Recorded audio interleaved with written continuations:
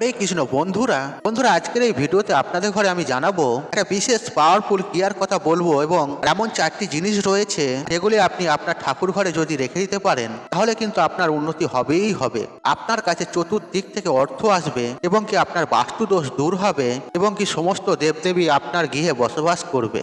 দেখুন বন্ধুরা, আপনাদের বাড়িতে যদি মা লক্ষ্মীর ছবি বা মূর্তি রয়েছে বা শ্রীকৃষ্ণের ছবি বা মূর্তি রয়েছে বা গোপাল ঠাকুর রয়েছে বা অন্যান্য দেবদেবীরাও রয়েছে, সেই জায়গাতে এই চারটি জিনিস যদি আপনি রেখে দিতে পারেন তাহলে আপনার পরিবারের মধ্যে অত্যন্ত পরিমাণে পজিটিভ এনার্জি বৃদ্ধি পাবে। এবং শাস্ত্রে উল্লেখ রয়েছে এই চারটি জিনিস এগুলো যদি আপনাদের ঠাকুর ঘরে মা লক্ষ্মীর কাছে যদি রেখে দিতে পারেন বন্ধুরা, এর ফলে কি হবে জানেন?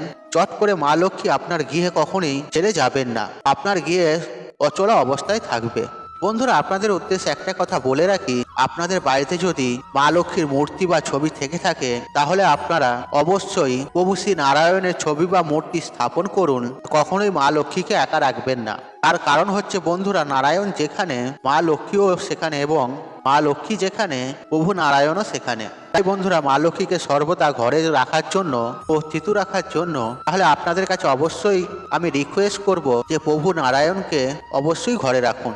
দেখবেন সংসারে টাকা পয়সা সুখ ও শান্তি এসবগুলো কিন্তু ভরপুর থাকবে। দেখুন বন্ধুরা, মা লক্ষ্মী হচ্ছে প্রধানত সুখ শান্তি সমৃদ্ধির দেবী। তাই বন্ধুরা, আজকের এই বর্তমান যুগে আপনার আমার সবারকার কি প্রয়োজন জানেন? আমাদের আপনাদের অর্থের প্রয়োজন।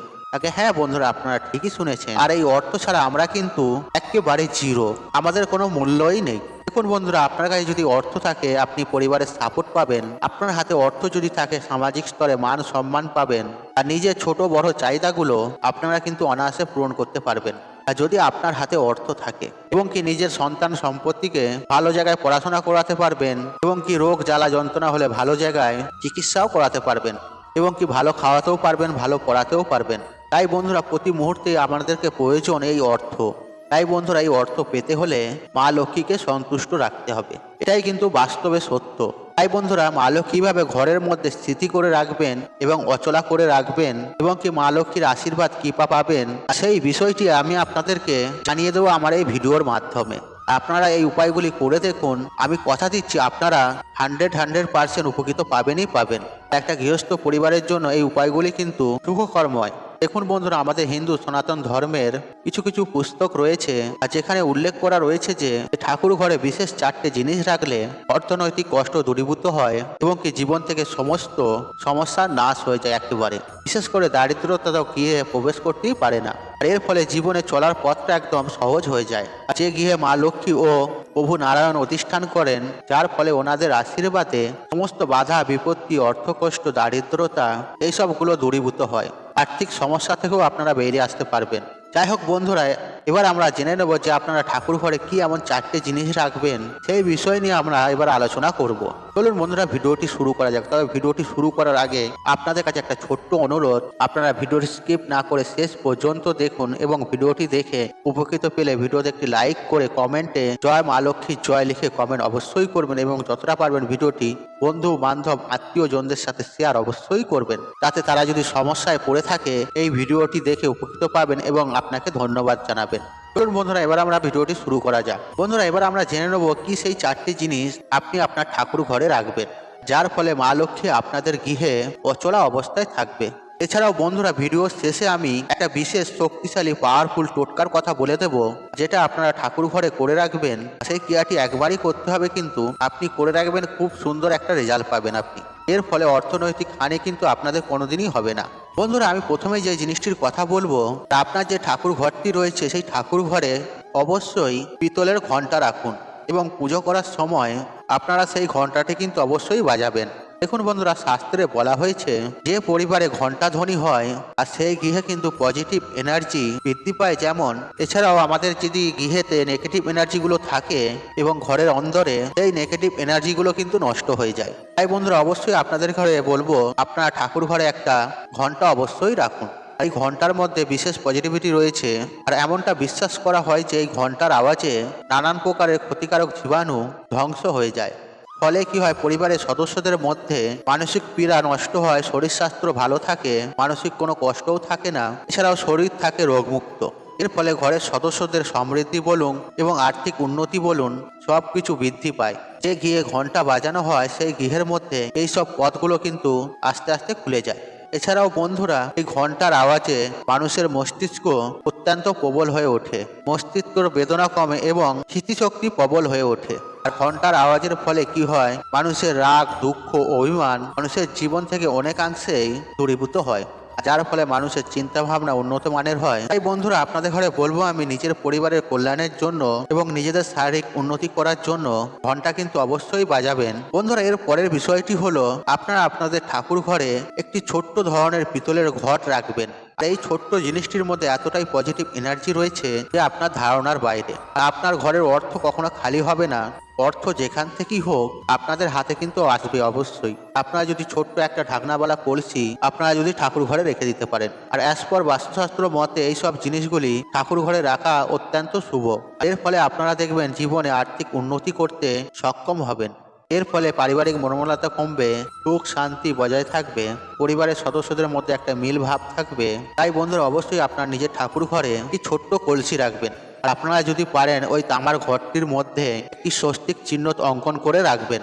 আপনারা নিজেরাই অনুভব করতে পারবেন যে এই সামান্য একটি ছোট্ট জিনিস রাখার কারণে আপনাদের জীবনে সফলতা কেমন দিক থেকে আসবে যে আপনারা চিন্তাই করতে পারবেন না। এই স্বস্তিক চিহ্ন হচ্ছে বন্ধুরা মঙ্গলের প্রতীক। তা আপনি ঘটের মধ্যে স্বস্তিক চিহ্ন অবশ্যই অঙ্কন করে রাখবেন। এছাড়াও স্বস্তিক চিহ্ন হচ্ছে উন্নতির প্রতীক বা একটা মাঙ্গলিক প্রতীক। অবশ্যই ঘটের মধ্যে স্বস্তিক চিহ্ন অঙ্কন করে রাখবেন। আয় উন্নতি বৃদ্ধি পাবে। আপনারা মনের মধ্যে বিশ্বাস রেখে আপনারা যদি ঠাকুর ঘরে একটি ঘট নিয়ে এসে স্বস্তিক চিহ্ন অঙ্কন করে রাখতে পারেন, তাহলে দেখবেন কয়েক দিনের মধ্যেই আপনারা এর ফলাফল অবশ্যই পাবেন মা লক্ষ্মীর কৃপায় ও আশীর্বাদে। কেননা বন্ধুরা, মা লক্ষ্মী যখন সমুদ্র বন্ধন থেকে উঠেছিল তার হাতে একটা ছিল কলস বা ঘড়া। সেই জন্য এই ঘরটিকে মা লক্ষ্মীর প্রতীক হিসেবে মান্যতা দেওয়া হয়েছে। বন্ধুরা, এরপরে যে তৃতীয় জিনিসটি হলো সেটি হচ্ছে আপনারা ঠাকুর ঘরে নিয়ে এসে রাখবেন। যদি আপনারা মা লক্ষ্মীকে ধরে রাখতে চান এবং কি মা লক্ষ্মীর কৃপা দৃষ্টি আশীর্বাদ পেতে চান, আপনারা কিন্তু এই বিশেষ জিনিসটি মা লক্ষ্মীর কাছে অবশ্যই রাখবেন। আর এটি মা লক্ষ্মীর অতি প্রিয় জিনিস। আর আপনারা কি নিয়ে আসবেন, একটি জলশঙ্খ।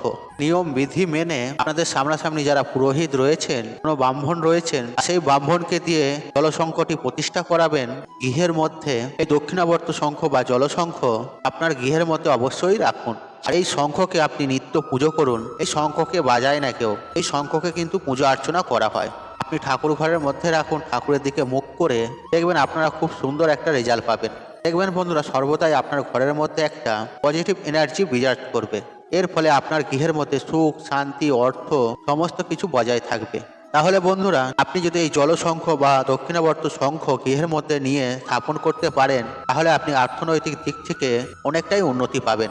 আপনাদের ঘরে একটা ছোট্ট বিষয় বলে রাখি, আপনারা যখন প্রতিদিন নিত্য পুজো করবেন, একটা মাটির প্রদীপ শুদ্ধ ঘি বা তেল দিয়ে আপনার ঠাকুর ঘরে দেবতাদের ঈশ্বরের সম্মুখে পারলে প্রতিদিন প্রচলিত করবেন। আর যদি তামা বা পিতলের কোনো প্রদীপ থাকে আপনি সেটিও ব্যবহার করতে পারেন, কিন্তু ভালোভাবে ধুয়ে নেবেন। এক্ষেত্রে বন্ধুরা, আমি একটা কথা বলবো, এরকম প্রায় ঘরেতে দেখা গেছে যে হয়তো পিতল বা তামার প্রদীপ ব্যবহার করছে, সেই প্রদীপের মধ্যে আজকে প্রদীপ জ্বালিয়েছে, সেই প্রদীপটাতে আবার এই সলতেটাকে ফেলে দিয়ে তার মধ্যে ঘি তেল সলতে দিয়ে সে আবার প্রদীপ প্রচলিত করে দিল। বন্ধুরা, এটা কিন্তু করতে যাবে না, এতে হিতে বিপরীত ফল পাবেন আপনারা। আপনারা সর্বদাই প্রদীপ যখন প্রচলিত করবেন, ভালোভাবে ধুয়ে পরিষ্কার করে তারপরেই প্রদীপ প্রচলিত করবেন। আর আপনি যদি মাটির প্রদীপ ব্যবহার করেন, তাহলে আপনি একবারই করবেন, সেই প্রদীপকে দুবারা ব্যবহার করবেন না।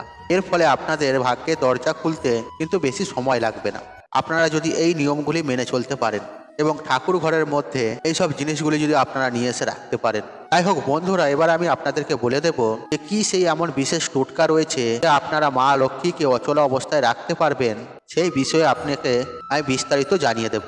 আর এটা আপনি যদি আপনার ঠাকুর ঘরের মধ্যে করে রাখতে পারেন, আপনি একটা খুব সুন্দর একটা রেজাল্ট পাবেন, বিশেষ করে অর্থনৈতিক দিক থেকে। বন্ধুরা, যে কোনো শুক্রবার দিন স্নান পর্ব সেরে শুদ্ধ বস্ত্র পরিধান করে শুদ্ধ মনেতে এই দিন চেষ্টা করবেন যদি লাল বস্ত্র পরতে পারেন, এতে অতি উত্তম। আপনারা নেবেন 21টি হলুদ কড়ি, নিখুঁত হলুদ কড়ি নেবেন, যেটিকে লক্ষ্মী কড়ি বলা হয়। আপনারা দশকর্মা ভান্ডার থেকে ক্রয় করে নিয়ে আসবেন এবং সেই কড়িগুলোকে আপনাদের ঠাকুর ঘরে মা লক্ষ্মীর চরণে আপনারা রেখে দেবেন। এবং সেগুলি পুজো অর্চনা করুন। মনে মনে আপনাদের যাবতীয় মনস্কামনা মাকে জানান, দুঃখ কষ্ট বেদনা মাকে জানান। তারপর সেই হলুদ কড়িগুলোকে হলুদ কাপড়ের মধ্যে অথবা লাল কাপড়ের মধ্যে ভালোভাবে বেঁধে নিয়ে আপনার বাড়ির যে সদর দরজা রয়েছে সেই দরজার ওপরে সেই পুটুলিটিকে আপনি ঝুলিয়ে দিন। আর দরজার যে ডান দিক রয়েছে সেদিকেও ঝোলাতে পারেন বা দরজার মিডিল পজিশনেও আপনি ঝুলিয়ে দিতে পারেন। তবে বন্ধুরা একটি বিষয় মাথায় রাখবেন, এই ক্রিয়াটি করার সময় আপনাদের বাইরের কেউ, আপনার গৃহের সদস্যদের মধ্যে কেউ আপনাকে না দেখে ফেলে, এই বিষয়টি কিন্তু মাথায় রাখবেন। তা আপনি যখন একা থাকবেন এই উপায়টি করার চেষ্টা করবেন। প্রথমে কড়িগুলি কি মা লক্ষ্মীর চরণে দেবেন, তারপরে পুজো অর্চনা ভালোভাবে করে নেবেন। তারপর সেই কড়িগুলোকে হলুদ কাপড়ে বা লাল কাপড়ের মধ্যে পুটুলি করে আপনার দরজার মধ্যে বেঁধে দেবেন বা ঝুলিয়ে দেবেন। বন্ধুরা এটি একটি ছোট্ট প্রতিকার, কিন্তু এর কার্যকালী বিশাল। আপনারা মনের ভক্তি বিশ্বাস রেখে একবার করে দেখুন। আপনাদের ঘরে আমি কথা দিচ্ছি, আপনারা 21 দিনের মধ্যেই এর ফলাফল আপনারা পাবেনই পাবেন। আপনাদের যে আর্থিক কষ্ট চলছে, সংসারে অশান্তি চলছে, এছাড়া ব্যবসায় লস চলছে, একে অপরের সাথে বিবাদ রয়েছে, আপনারা সমস্ত দিক থেকে রেহাই পেয়ে যাবেন এই ছোট্ট বা ক্রিয়া উপায়টির জন্য। বন্ধুরা আশা করছি এই ভিডিওটি আপনাদের ভালো লেগে, তাহলে ভিডিওতে একটি লাইক করুন, কমেন্ট করুন, শেয়ার করুন এবং বন্ধু বান্ধব আত্মীয়জনদের সাথে শেয়ার অবশ্যই করুন। মনে রাখবেন আপনার একটি শেয়ার অনেক মানুষকে উপকৃত করে তুলতে পারে। আপনি যদি আমার চ্যানেল নতুন হয়ে থাকেন তাহলে চ্যানেলটি সাবস্ক্রাইব করুন, পাশে থাকা নোটিফিকেশন অন রাখুন, কারণ নিত্য নতুন ভিডিও সবার আগে দেখার জন্য। ঈশ্বর আপনার মঙ্গল করুক, আপনি সুস্থ থাকুন, নিরোগ থাকুন, আপনার দিন মঙ্গলময় হোক। হরে কৃষ্ণ কৃষ্ণ কৃষ্ণ হরে হরে।